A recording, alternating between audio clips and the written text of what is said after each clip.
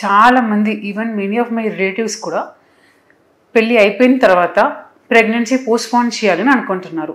Postpone చేసుకోవచ్చా, ఫ్యూచర్లో infertility problem వస్తాయా అని చాలా క్వశ్చన్స్ అడుగుతారు.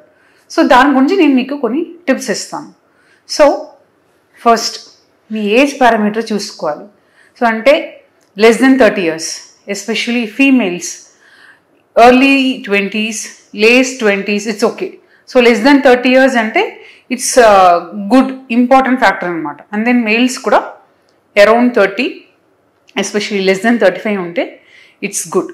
సో ఏజ్ అనేది చాలా చాలా important factor. So age factor.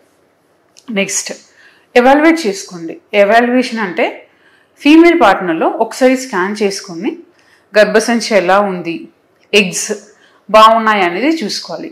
స్కాన్తో పాటు మీరు బ్లడ్ టెస్ట్ కూడా చేసుకోవాలి. అంటే సీరం ఏఎంహెచ్ అని ఒక బ్లడ్ టెస్ట్ చేసుకోవాలి.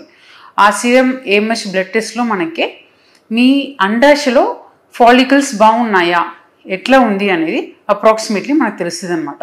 సో ఇప్పుడు సీరం ఏఎంహెచ్ అనేది నార్మల్గా అబౌవ్ 2 is గుడ్, 3 అట్లా వాల్యూ ఉంటే it's good, you can wait for some more time.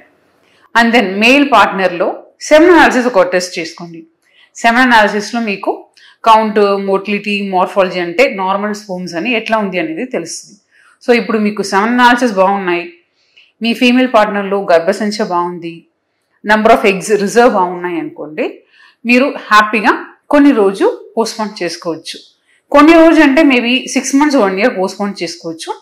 Don't postpone too much, because ఇప్పుడు చాలా because of life style modification, because of diet, because of stress చాలా problems వస్తున్నాయి.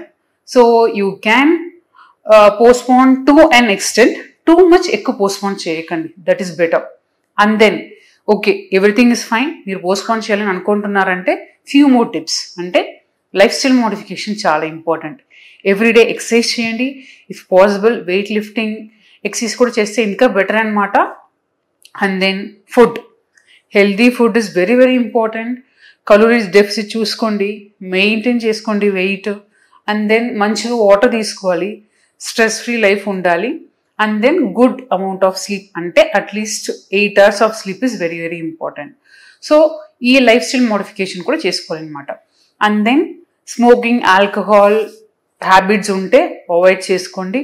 And then in case ఏదైనా చిన్న చిన్న problems అంటే ఏదైనా infections ఉంటే, ఫర్ ఎగ్జాంపుల్ మెయిల్స్ వ్యారికోసిల్స్ ఏదైనా ప్రాబ్లం ఉంటే మాత్రం మీరు కొంచెం తొందరగా ట్రీట్మెంట్ తీసుకోవాలి. Otherwise you can take some time, అంటే I can say at least 1 year is okay. After that try to start your family and then try to complete it as early as possible, because ఇప్పుడు problems అన్ని చాలా చిన్న ఏజ్లోనే వస్తున్నాయి. So ఇదే నేను దీంతో డిస్కస్ చేయాలని అనుకున్నాను. I think I have given you few tips to. So try to follow it. మీకు ఏదైనా డౌట్స్ ఉంటే just put it in the comment box, will try to explain you. Thank you.